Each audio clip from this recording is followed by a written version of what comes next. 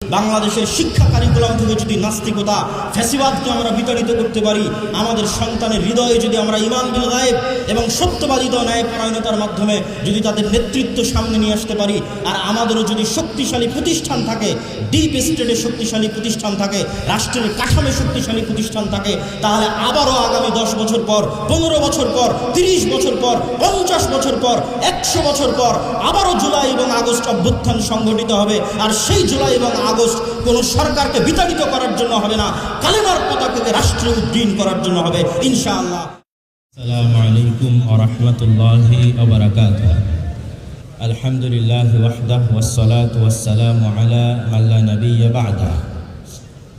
প্রশংসা মহান আল্লাহ, শান্তি অবতীর্ণ হোক সর্বশেষ সর্বশ্রেষ্ঠ রাসূল আহমদ মুহাম্মদ মুস্তাফা সাল্লাল্লাহু আলাইহি ওয়াসাল্লামের প্রতি।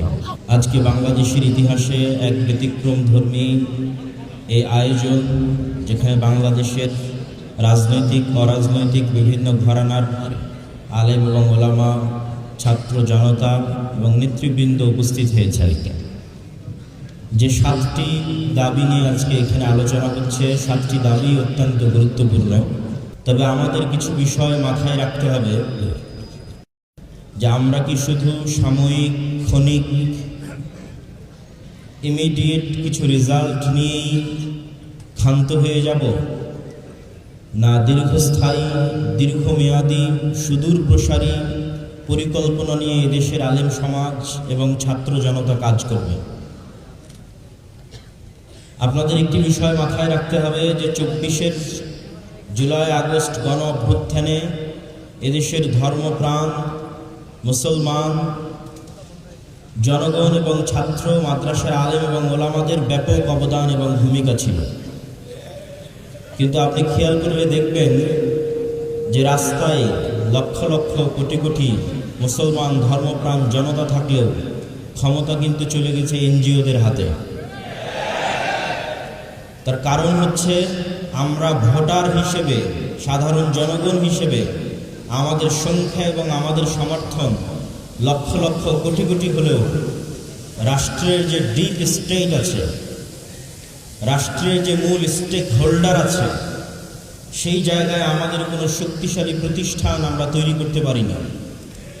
এই শক্তিশালী প্রতিষ্ঠান তৈরি করতে না পারার কারণে কোনো উদ্যোগ ঘোষণা হওয়ার পর আমরা আজীবন শুধু প্রতিবাদী করে গেলাম, নিজেরা কোনো উদ্যোগ নিয়ে বাস্তবায়ন করতে পারলাম না। যেমন ছাত্র জনতার রক্তের উপর যে সরকার তৈরি হয়েছে, সেই সরকার প্রাথমিক বিদ্যালয়গুলোতে কোরআন শিক্ষার ব্যবস্থা না করে গানের শিক্ষার অনুমোদন দিয়েছিল।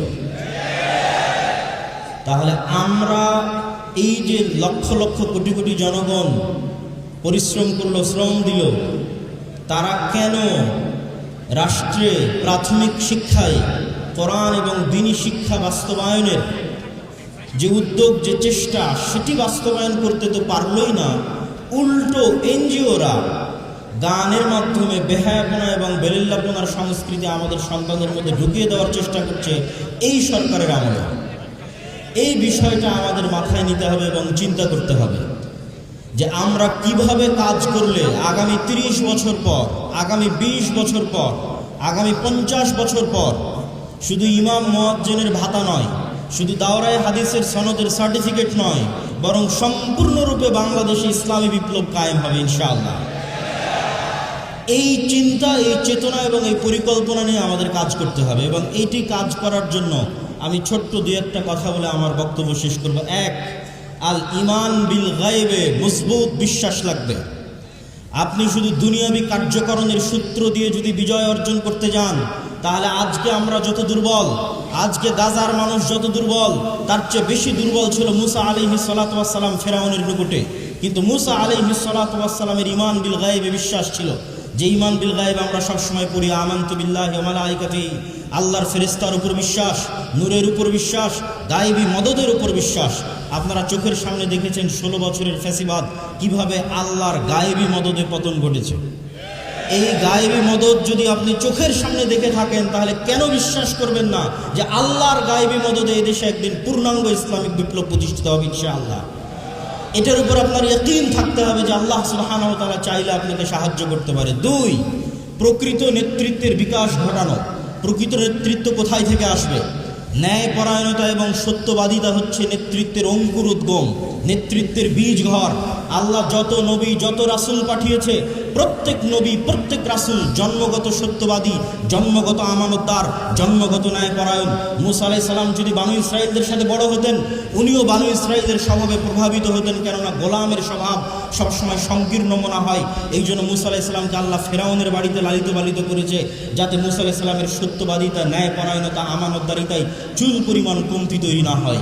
কিন্তু দুঃখজনক হলেও সত্য, আমরা আজকে যারা মসজিদ মাদ্রাসার সাথে সম্পৃক্ত আছি, আমরা আজকে যারা আলেম ওলামা আছি, তারা আমাদের সমাজে যেহেতু অর্থনৈতিকভাবে সংকীর্ণ জীবনযাপন করি, ফলত অনেক ক্ষেত্রে সত্যবাদিতা এবং ন্যায়পরায়ণতার মাপকাঠিতে আমরা উত্তীর্ণ হতে পারি না। আমাদের মাথায়, অনেকের মাথায় দেখবেন গত 16 বছর ওসি, ডিসি, এসপি, মন্ত্রী, মিনিস্টার মুখে দাঁড়িয়ে আছে, কয়েকবার হজ করেছে, ওমরা করেছে, কিন্তু দেখবেন যখন চেম্বারে বসে তখন ঘুষ খায়। তাদের অন্তরে ঈমান প্রবেশ করেনি, মুনাফিকিতে ছেয়ে গেছে। এই জন্য আল্লামা ইকবাল বলেছে, সাবাক ফিরসে পড় সাদাকাত কা, শুজাআত কা, আদালত কা, লিয়া জায়েগা তুঝসে কাম, দুনিয়া কি ইমামত কা। মুসলমানেরা, আমি আল্লামা ইকবাল ইউরোপ ঘুরেছি, আমি আল্লামা ইকবাল পাকিস্তান, ভারত সব ঘুরেছি, তোমাদের মধ্যে সব আছে। তোমরা আজকে থেকে সত্য বলা শুরু করো, আমানতদার হও, ন্যায়পরায়ণ হও। আল্লাহ তোমাদের শুধু বাংলাদেশের ক্ষমতা দিবে না, সারা পৃথিবীর ক্ষমতা আল্লাহ মুসলমানদের দিবে ইনশাআল্লাহ। সেই স্বপ্ন নিয়ে মুসলমানদের সামনে আগাতে হবে। সম্মানিত উপস্থিতি, এবং সর্বশেষে যে কথাটি আমি বলে আমার আজকের বক্তব্য শেষ করতে চাই, আজকে যতগুলো দাবি এখানে উত্থাপিত হয়েছে তার মধ্যে সবচেয়ে গুরুত্বপূর্ণ যে দাবি বাস্তবায়ন করেই আমাদের ঘরে ফিরতে হবে, সেটা হচ্ছে বাংলাদেশের শিক্ষা ব্যবস্থা। এনসিটিভি কারিকুলাম, শিক্ষা প্রণয়ন কমিটি, শিক্ষা বাস্তবায়ন কমিটি, শিক্ষা কমিশনের নামে যত কিছু আছে, এই প্রত্যেকটাতে এই সরকারকে এবং ভবিষ্যৎ সরকারকে বাধ্যতামূলক ইসলামপন্থী এবং আলেম ওলামাদের জায়গা দিতে হবে।